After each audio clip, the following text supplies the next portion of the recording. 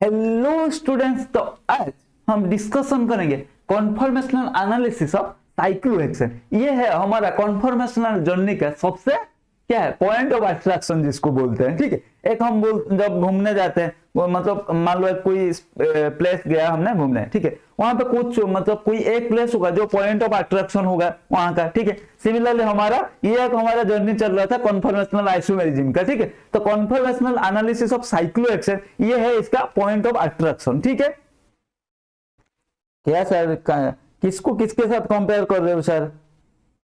अच्छा ठीक है, इसका कॉन्फॉर्मर देखते हैं। ठीक है,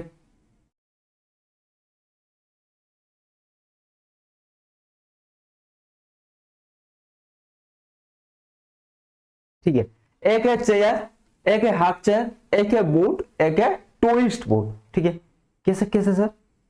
देखो, चेयर हो गया, हाफ चेयर, हाँ जी sir, tourist sorry boat, boat मतलब बोट जैसा। ठीक है, चेयर मतलब चेयर जैसा। ठीक है, हाफ चेयर मतलब आधा चेयर जैसा, ट्विस्ट बोट मतलब बोट को ट्विस्ट कर देंगे। ठीक है, सिमिलर जैसे बोट मतलब बोट जो चेयर हम बैठते हैं, ठीक है, जो जिसको नाव बोलते हैं, ठीक है, बोट को। देन चेयर कॉन्फॉर्मेशन, ठीक है, the most stable conformation of cyclohexane इसको बोलते ring is the chair conformation. ठीक है, मोस्ट स्टेबल होता है ये। It is a staggered form of cyclohexane. It in this non planar structure C से bond angle are close to 109.5 degree. ठीक है, तो close to ideal tetrahedral angle, इसीलिए ये सबसे ज्यादा स्टेबल होता है और इसको हम बोलते हैं मतलब स्टैगर्ड फॉर्म ऑफ साइक्लोहेक्सेन। ठीक है, this conformation is free from all the strain like angle strain, torsional strain. क्यों? क्योंकि इसका आइडियल बॉन्ड एंगल हमारा sp3 हाइब्रिडाइजेशन का आइडियल बॉन्ड एंगल 109.5 डिग्री ही होता है। ठीक है, तो इसका हमारा ये जो हमारा बोर्ड चेयर कन्फर्मेशन है उसका आइडियल बॉन्ड एंगल से अप्रोक्स इसका बॉन्ड एंगल 109.5 डिग्री। ठीक है, तो इसीलिए ये क्या होता है, ये सारे का मोहमाया से मतलब स्ट्रेन से ये क्या है, इसके पास कोई स्ट्रेन नहीं है, ये मोहमाया से बहुत ऊपर चला गया। ठीक है, क्या है सर? देखो, ये है हमारा प्यारा सा चेयर कन्फर्मेशन। ठीक है, इसको ड्रॉ कैसे करते हैं? बहुत सारे प्रॉब्लम ड्रॉ करने में आता है। ऐसा करना पहले, ठीक है, देन ऐसा करना, ठीक है, हो गया, देन ऐसा करना, ठीक है, देन इसको ऐसे खींच लेना, ठीक है, देन इसको ऐसे ऐसे, हो गया चेयर जैसा। फिर से ठीक है, इसको ड्रॉ करने में किसी किसी स्टूडेंट को दिक्कत होता होगा। ऐसे पहले ऐसे करना, ठीक है, देन ऐसे, ठीक है, देन इसको ऐसे ऐसे, ठीक है, ऐसे ऐसे, ठीक है, चेयर कन्फर्मेशन। ठीक है, देखो chair form all staggered bond. तो इसको अगर हम न्यूमन प्रोजेक्शन में 100 करने की कोशिश करेंगे, मैंने बताया ये स्टैगर्ड फॉर्म होता है साइक्लोहेक्सेन का। देखो ये ऐसा आएगा, ये ऑल आर स्टैगर्ड बॉन्ड्स। ठीक है, सारे स्टैगर्ड फॉर्म में। ठीक है sir, then axial and equatorial bonds in cyclohexane. देखो साइक्लोहेक्सेन हमने जो चेयर फॉर्म हमने बताया, ठीक है, ये होता है हमारा प्यारा सा चेयर फॉर्म। ठीक है, यहाँ पे ऐसे होता है, ठीक है, ऐसे ऐसे ऐसे, ठीक है, तो जो ये वाला जो बॉन्ड है ना, इसको एक्सियल, ये इक्वेटोरियल, एक्सियल इक्वेटोरियल, ठीक है, ये axial axial axial equatorial equatorial equatorial. ठीक है, तो 1 2 3 4 5 एक मिस, हाँ यहाँ पे मिस हो रहा है। ठीक है, ऐसे होगा, ये इक्वेटोरियल ये एक्सियल, तो 6 एक्सियल 6 इक्वेटोरियल। हम इसको डिफरेंट स्ट्रक्चर में हम देख सकते हैं। देखो यहाँ पे ये axial axial axial axial axial axial, ठीक है, ये equatorial equatorial equatorial equatorial equatorial equatorial. ठीक है, then another conformation which is known as boat form। ठीक है, एक दोनों एक चेयर फॉर्म है, एक हमारा बोट फॉर्म है। तो चेयर फॉर्म हमारा स्टैगर्ड फॉर्म जैसा है, वो मोस्ट स्टेबल होता है। बोट फॉर्म क्या होता है हमारा? एग्जैक्टली ये एक्लिप्स कन्फॉर्मेशन जैसा होता है। ठीक है,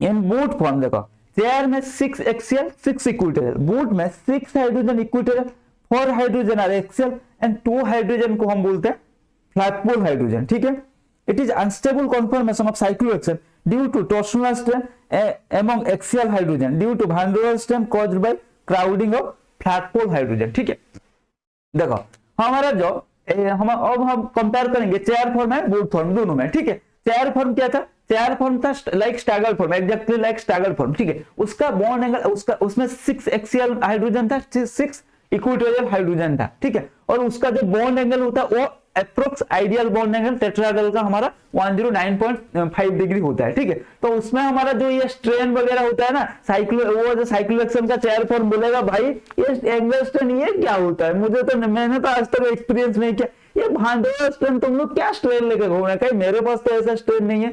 ठीक है, तो ठीक है उसके पास स्ट्रेन वगैरह भी नहीं है, तो वो एंड स्टैगर्ड फॉर्म में भी है उसका, तो वो ज्यादा स्टेबल होगा। ठीक है, लेकिन सिमिलर बोर्ड फॉर्म आएगा, बोलेगा भाई चेयर कन्फर्मेशन तो इतना स्टेबल बन जाएगा, तेरे पास कोई स्ट्रेन वगैरह नहीं है क्या? अरे नहीं नहीं नहीं नहीं भाई, ऐसा नहीं है, मैं इन सब से दूर रहता, स्ट्रेन क्या होता है मुझे नहीं पता है। ठीक है, वो बस बिंदास होकर बोल देगा। बोर्ड बोला काश मेरा भी तेरा जैसा मतलब लॉक होता, काश मैं भी तेरे जैसा हो पाता, लेकिन नहीं हो पा रहा हूं। मेरे में क्या है, मेरे पास 6 इक्वेटोरियल हाइड्रोजन तो है, 4 एक्सियल हाइड्रोजन है एंड 2 फ्लैगपोल हाइड्रोजन है। तो वैन डर वाल्स स्ट्रेन वो फ्लैगपोल हाइड्रोजन ले लेंगे, एक्सियल स्ट्रेन वो हमारा जो एक्सियल हाइड्रोजन है उनके बीच में रिपल्सन में वो कुछ स्ट्रेन आ जाएगा। ठीक है, तो ऐसा क्राउडिंग स्ट्रेन वगैरह वैन डर वाल्स स्ट्रेन सारे स्ट्रेन आके, और मैं ऊपर से मैं एक्लिप्स जैसा हूं, तो सारे फैक्टर्स मिला के हमारा स्टेबिलिटी को डिक्रीज कर रहे हैं। ठीक है, देखो जो मैंने बोला फ्लैगपोल हाइड्रोजन का इंटरेक्शन ये है, फ्लैगपोल हाइड्रोजन। ठीक है, इन दोनों के बीच में स्टेरिक क्राउडिंग हो रहा है। ठीक है, देखो बोट कन्फर्मेशन, ये है बोट कन्फर्मेशन हमारा ऑल एक्लिप्स पर।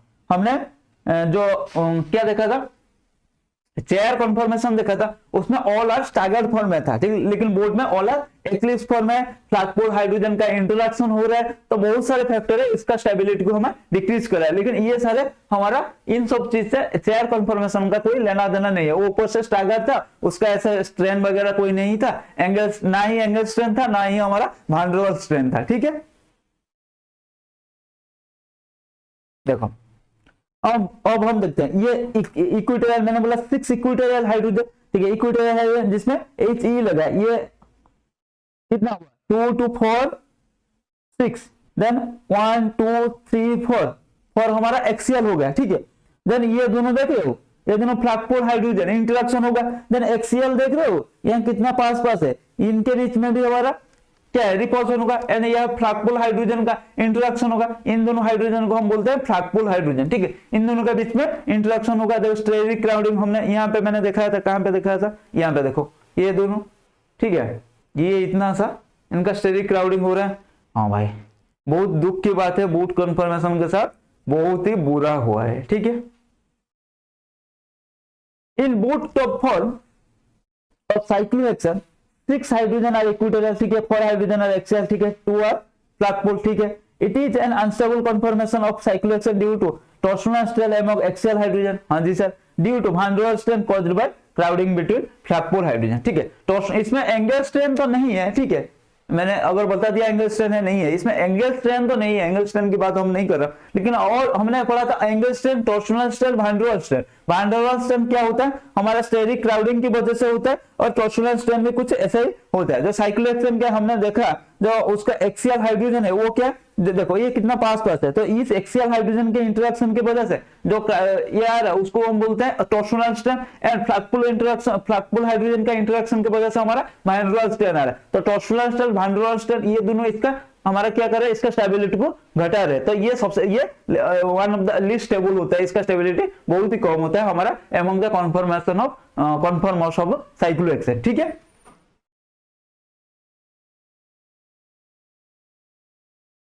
देन रिंग फ्लिपिंग इन साइक्लोहेक्सेन। ये था रिंग फ्लिपिंग, मतलब क्या, चेयर फॉर्म उसको फ्लिप करेंगे, रिंग को हम फ्लिप करेंगे, रिंग को हम ट्विस्ट करेंगे। ठीक है, कैसे करेंगे, देखो ये था हमारा चेयर फॉर्म, इसको थोड़ा देखो ये वाला, इस वाले बॉन्ड को ऊपर ले जाएंगे, इसको नीचे ले जाएंगे। ठीक है, तो ये क्या हो जाएगा, हाफ चेयर हो जाएगा। फिर इसको ट्विस्ट करेंगे, इस वाले बॉन्ड को थोड़ा ऊपर उठा देंगे, इस वाले बॉन्ड को थोड़ा नीचे ले आएंगे। एरो में ये आप देख सकते हो। ठीक है, तो इसको नीचे ले जाएंगे, ये ट्विस्ट बोट होगा। फिर ये हमारा क्या हो जाएगा, ये हमारा कन्वर्ट हो गया ट्रू बूट हो जाएगा, ठीक है। एंड फिर ये twist boat, then twist boat से फिर हाफ चेयर, फिर चेयर, ऐसे ही चलता रहेगा।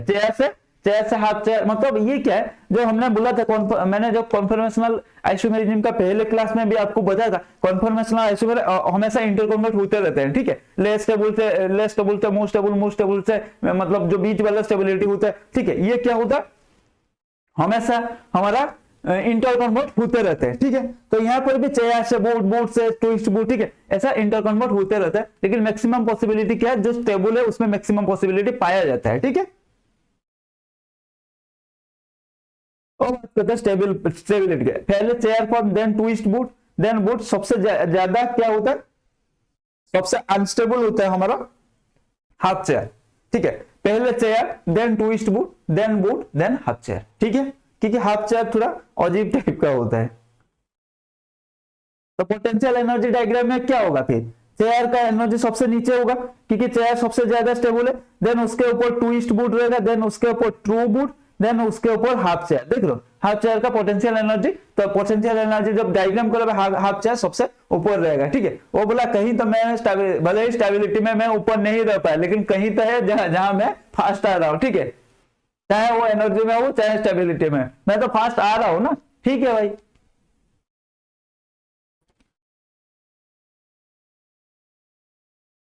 अब देखते हैं conformational analysis of substituted cyclohexane. In general, the favored conformation places the maximum number of substituents at equatorial position. क्योंकि एक्सियल पोजीशन में जब रहता है ना तो रिपल्सन होने का चांसेस ज्यादा बढ़ जाता है, ठीक है। तो जनरली हमारे जो स्टेबल कन्फर्मेशन होता है वो फेवर करते हैं, जहां पे क्राउडिंग थोड़ा कम होगा वही फेवर करेंगे ना। मान लो आप क्लास में गए, ठीक है, एक क्लास में मान लो कुछ 20 डेस्क रखा है आपको बैठने के लिए, ठीक है। तो 20 डेस्क में आपने देखा उसमें से 15 में कुछ, मान लो 10 में सारे, मतलब उसका एक डेस्क का कैपेसिटी है मान लो 4 बैठ सकते हैं, ठीक है। तो 15 में 10 में 4 बैठ गए, ठीक है। बाकी 10 से मान लो 8 से सिर्फ 2 बैठे हैं, ठीक है, सॉरी 3 बैठे हैं। 10 में 4 बैठ गए, वो उसका कैपेसिटी फुल हो गया। बाकी 5 में मान लो आपने 3 बैठ गए, ठीक है। बाकी 3 में आपने 2 बैठा थे, बाकी 2 में आपने 1 बैठा है, ठीक है। तो आप जब क्लास में जाओगे आपको अगर पूछा जाएगा बेटा बोल कहां बैठना पसंद करोगे, तो तुम कहां बैठना पसंद करोगे, जहां लेस क्राउडिंग होगा, मतलब जिस डेस्क में, डेस्क का कैपेसिटी कितना है, जो बेंच है, ठीक है, डेस्क बोल रहा हूं, जो बेंच है, जो बैठने का जगह है बेंच है, ठीक है। तो बेंच में आपका मान लो क्या 20 बेंच से आपका 10 बेंच में, एक बेंच का कैपेसिटी मैक्सिमम कैपेसिटी 4 बैठ सकते हैं, तो 10 में से 4 के 4 बैठ गए। बाकी 5 में हमारा 3 बैठे हैं, ठीक है, एक और 3 में 2 बैठे हैं, और 2 में सिर्फ एक बैठे हैं, ठीक है।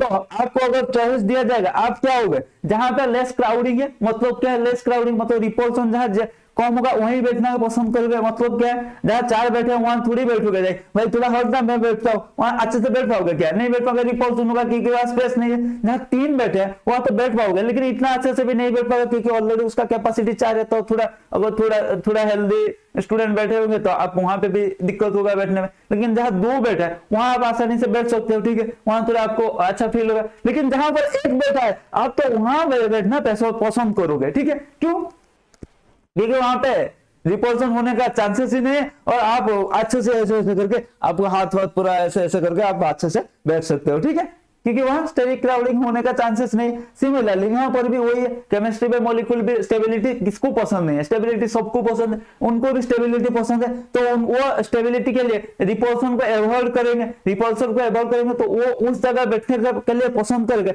जहां थोड़ा रिपल्सन मिनिमम होगा। तो इक्वेटोरियल में थोड़ा रिपल्सन मिनिमम होगा, इसीलिए वो जनरली इक्वेटोरियल पोजिशन लेना पसंद करेंगे, ठीक है। However, if 2 conformations have the same number of equatorial substituents, then the one with bulky substituent at equatorial position is most stable, ठीक है। Then 1,3 diaxial repulsion, 1,3 diaxial a methyl group is less crowded when it is equatorial than when it is axial। अभी मैंने अच्छे से समझा के आया है। The distance between the axial methyl group at C1 and 2 hydrogen at C3 and C5 is less than the sum of their van der Waals radii, which cause van der Waals strain in the axial conformation, ठीक है। This type of crowding is called 1,3 diaxial crowding, ठीक है sir.